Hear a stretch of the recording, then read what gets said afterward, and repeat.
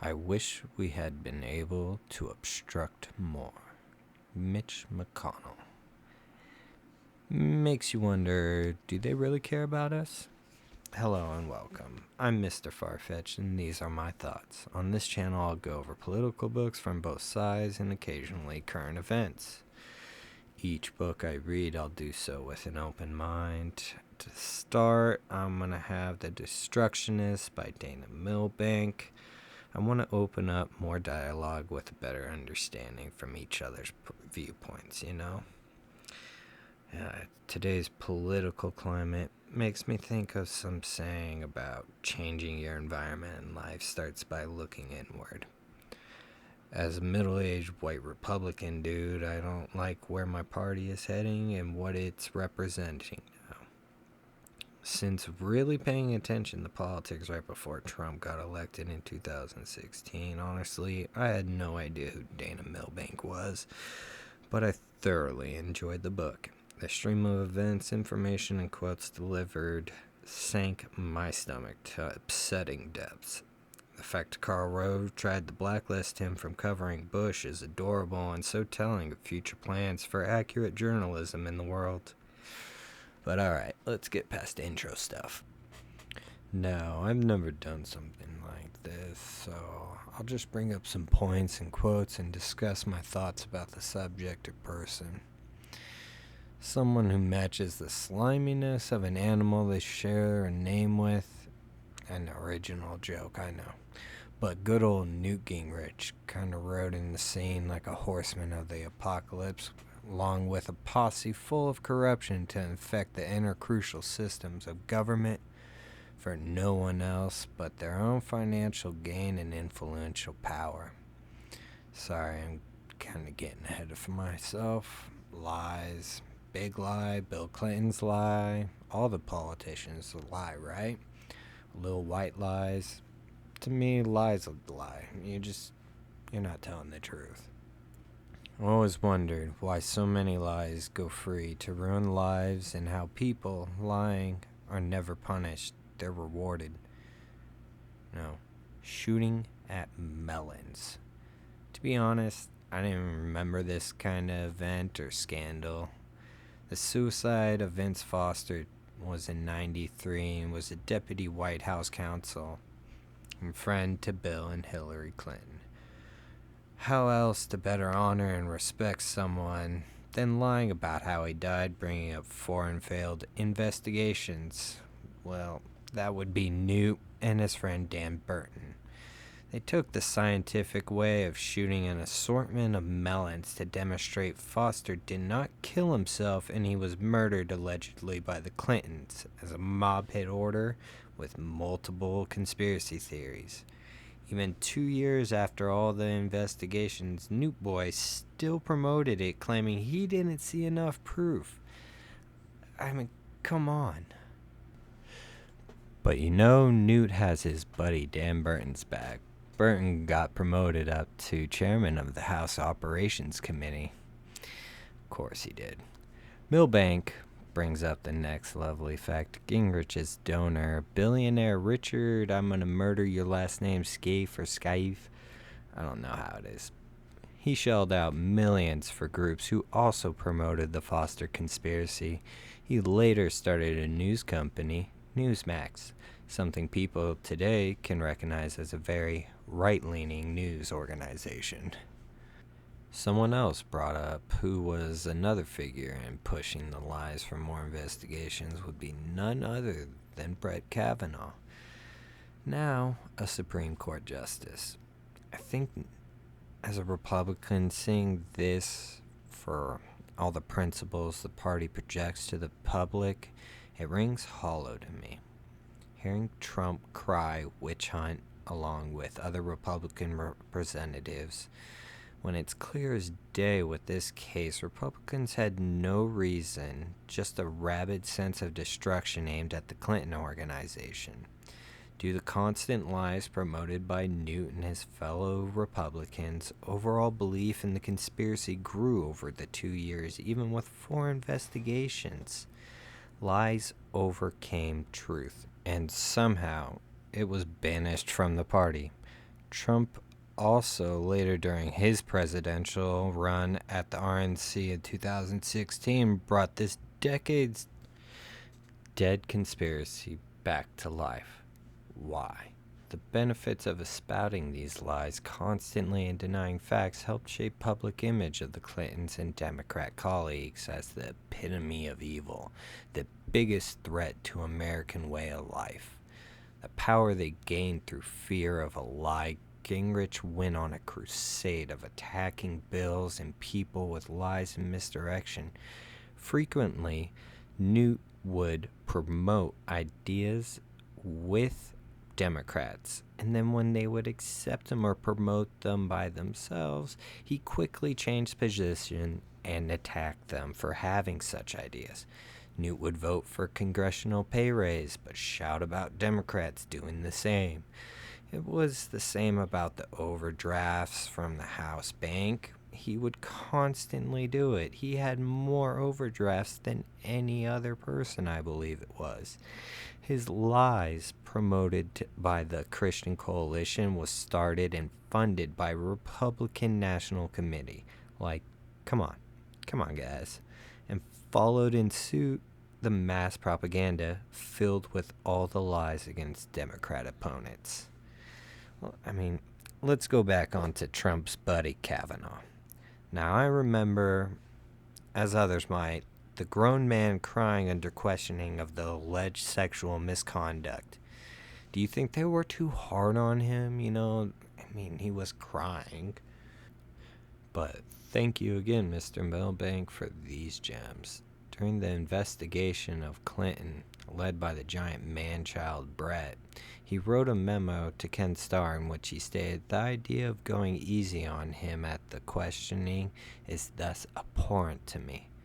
The questions Brett asked during the investigation consisted of some of the most vulgar language that just oozed of animosity. His disgust was apparent that it needed to be expressed. I wrote down a quote, but I'm just not gonna say it. It is disgusting. Kavanaugh demanded resignation and apologies. He was relentless, like a starved tiger, a shark onto a trail of blood, but turned into an emotional toddler when underneath the same scrutiny and questions. That man is a justice, and I'm revolted by that, honestly. Not even 2 chapters in, and I feel the blinders are pulled away. Now, before we rejoin Newt in his conquest for power and obliteration of our beloved democracy, I'd like to say that being a Republican, all of these things we'll talk about are going to upset someone in one way or another, and I feel responsible that we just have to do it with honesty. And we need both parties need to take a step up into the political honesty and maturity that we all think we need to do and be held accountable for. I will be extra critical of my party because I want to be held to a higher standard for our elected officials and for ourselves. Back to the figurative lizard Newt. First, his whole political career was made on lies and attacking opponents with wild accusations until they are knee-deep in conspiracy. A 1990 memo lists 65 words and phrases to label opponents as a strategy. It wasn't. It's pure demonization. There's no information on any type of policy. The words were traitors, decay, failure, radical, shame, pathetic, anti-flag, anti-family, anti-child, anti-job. It's funny 30 years later hearing the same words used in the same playbooks in our politics today. But I hope we can all agree this level of toxicity in the upper echelon of society speaks volumes about the country and the deterioration of communication between people. Gingrich apparently cited Mao's maxim, "Politics is war without blood." After his election in '78, Newt had to talk to a college Republican group and told them, "I think that one of the great problems we have in the Republican Party is that we don't encourage you to be nasty." His nastiness knew no bounds. He was known for his pyrotechnics, as Bob, I believe is Mitchell or Michael, stated. You know, he would leak false allegations to the press and then use those press releases as a way to spread his lies in the house on the floor. This trend continued until he ultimately had to resign in '98 because of ethics violations. Congress's ability to pass laws dropped significantly and hit new record lows under New as he opposed Clinton's administration. What other great contributions did Gingrich give us over his career? A government shutdown for the perceived slight to him by Bill Clinton. Once flying back from the U.S. to the U.S., from a foreign prime minister's funeral, Clinton didn't speak to Newt, and Newt had to sit on the back of the plane. So of course, his solution, a government shutdown, was coordinated by Newt in retaliation. Again, I asked, do they really even care about us? Now we've heard about Trump claiming the DOJ is being, DOJ and the FBI is being weaponized, but let's go down memory lane. Go check up on old Satan himself, Karl Rove. 1982, Karl pushed lies against the Democratic opponent that had gotten into a car wreck while drunk, which was an outright lie. 1986, the guy bugged his own candidate's office and blamed it on his political rival's office on the day of a first debate. When Karl was asked later why he helped open and keep open investigations on political opponents 3 separate times, he expressed he had no idea. Onward, we see Karl sink hooks into Bush while promising to run a clean, positive campaign. They will, of course, attack John McCain as unstable because of his time as a prisoner of war in Vietnam. To beat McCain, Bush appealed to the radicals in South Carolina and embraced lies against McCain. Let's talk about that for a second. I thought as the Republican Party we support the troops and our veterans. It just seems like a gimmick. Trump's campaign, of course, with the moral fiber of barbed wire covered in feces, made fun of McCain for being captured during a war. He legally escaped through deferments for education and his so-called bone spurs. He called a 4-star general, John Allen, a failed general. He attacks anyone with belittlement, a denial of achievements, or just flat-out blatant lies. He learned this behavior from the Republicans prior and how it can be wielded like a weapon to destroy anyone who doesn't conform simply to gain power. Herschel Walker has multiple allegations right now as he runs for Senate in Georgia. Right-wing talk show host Dana Loesch, or whatever, said she doesn't care if he paid to abort baby eagles. Control of the Senate is all she wants. I've seen that same rhetoric online. In many cases throughout America, anything but the other side. 9/11 set in motion a new set of lies, and I'm not doing the conspiracy thing, but just the lie about weapons of mass destruction and the justifications for the Iraq invasion. The entitlement of these elected officials using anything but facts have weakened our government's checks and balances, so it seems that no penalty for spreading these lies or denying truth will ever come forth. Voter fraud was a Trump thing? Not really. It was just not so secret from the playbook Bush and Gore, the Brooks brother riot in Florida. Lies were being pushed, fear, a lot of it appealed to extremists. Right-wing terrorism grew throughout the 90s and 2000s, but I'm like every politician lies, right? So why is it getting worse? Of course we can find similar cases within the Democratic Party, but that's not this book, guys. We'll do that again next time. It brings out a sense of feeling of filth. learning that the process in which the majority of the Republican Party abandoned the citizens they represent to fall in line with the abuses of power, toting absurd anti-government ideas and exclaiming the corruption rampant in the Democratic Party hypocritically. Reading over the actions of Newt and his posse manipulated over time multiple facets of our laws and policies for personal financial gain and securing power in every branch of government. We've seen ads on how they claim Soros or Bezos is spending all their money to push liberal agendas. But if it was not for Republicans and their influence in the 2010 case, Citizens United versus Federal Election Commission, the super PACs wouldn't have been a thing. The case stated that these entities are associations of citizens and free speech rights apply to them. Like, how the hell is that logical? Well, it's not, of course, but it does do is allow unlimited spending from donations and corporations and unions towards campaigns and not directly to the politicians or party themselves.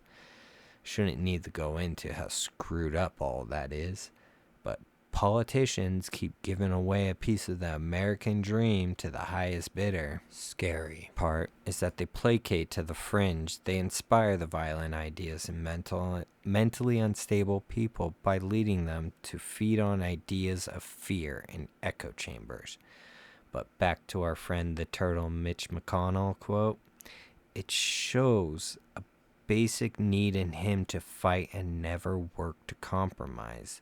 Like a rational adult dealing in politics, if they really cared about the people, this man would fight tooth and nail to block Obama's Supreme Court nominee. As Trump had the same situation fall upon him, a justice spot opened up right before election.